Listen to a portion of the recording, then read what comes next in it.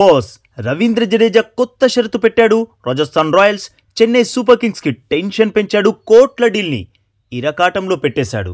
అవును boss, IPL trade కి సంబంధించి సంజు శాంసన్ రవీంద్ర జడేజా డీల్ ప్రస్తుతం hot topic. Ravindra Jadeja Chennai super Kings నుండి రాజస్థాన్ రాయల్స్ కి వెళ్తే సంజు శాంసన్ రాజస్థాన్ రాయల్స్ నుండి చెన్నై సూపర్ కింగ్స్ కి చేరతాడు. బట్ బాస్, ఈ డీల్ ఇంకా కంప్లీట్ కాలేదు. స్టిల్ అండర్ ప్రాసెస్లోనే ఉంది. దానికి కారణం రవీంద్ర జడేజా రాజస్థాన్ రాయల్స్ ముందు ఎలాంటి షరతు పెట్టాడంటే ఆ షరతుని ఒప్పుకోవడం రాజస్థాన్కి పెద్ద తలనొప్పి తెప్పించే విషయం అయ్యింది. బట్ ఈ ట్రేడ్ డీల్ ఓకే అవ్వాలంటే జడేజా పెట్టిన కండిషన్ని ఆర్ఆర్ తప్పకుండా ఒప్పుకోవాల్సిందే. ఒకవేళ ఆర్ఆర్ జడ్డు కండిషన్ని ఒప్పుకోకపోతే జడ్డు కూడా డీల్ని యాక్సెప్ట్ చేయడు. ట్రేడ్ డీల్ జరగాలంటే ఖచ్చితంగా ప్లేయర్ యాక్సెప్టెన్సీ ఉండాల్సిందే.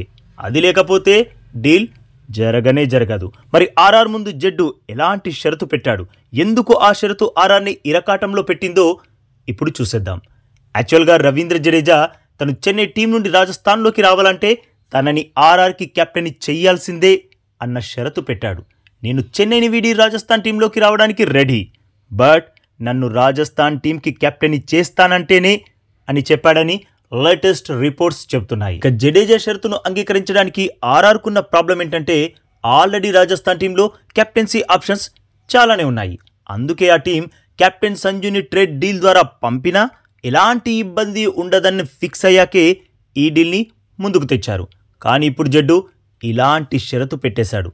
అఫ్కోర్స్ జడ్డు కూడా చిన్న ప్లేయర్ ఏమీ కాదు. తనకి సిఎస్కే 18 కోట్లు ఇస్తుంది.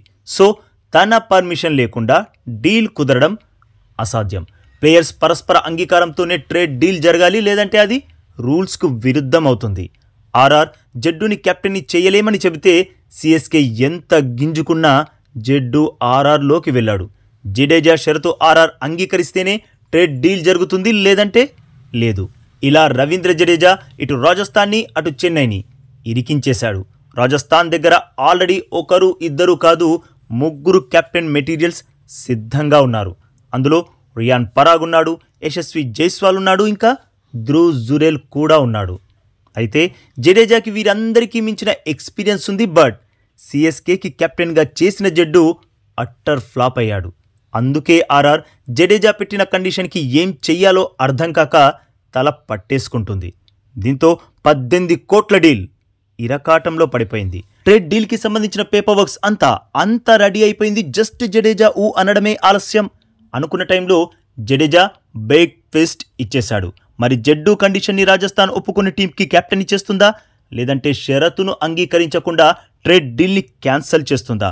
ఐపీఎల్ 2026లో రవీంద్ర జడేజా తన డెబ్యూ టీం రాజస్థాన్ రాయల్స్ తరపున బరిలోకి దిగుతాడా, లేదంటే చెన్నై సూపర్ కింగ్స్ తరపునే ఆడతాడా అన్నది మరికొన్ని గంటల్లో తెలుస్తుంది. ఇది బాస్ లేటెస్ట్ అప్డేట్. ఈ అప్డేట్ నచ్చితే వీడియోకి తప్పకుండా లైక్ కొట్టి మన ఛానల్ని ప్లీజ్ సబ్స్క్రైబ్ చేసేసుకోవచ్చుగా బాస్. ఇక ఈ వీడియో చూసినందుకైతే మీ అందరికీ దిల్ సే థ్యాంక్ యూ బాస్.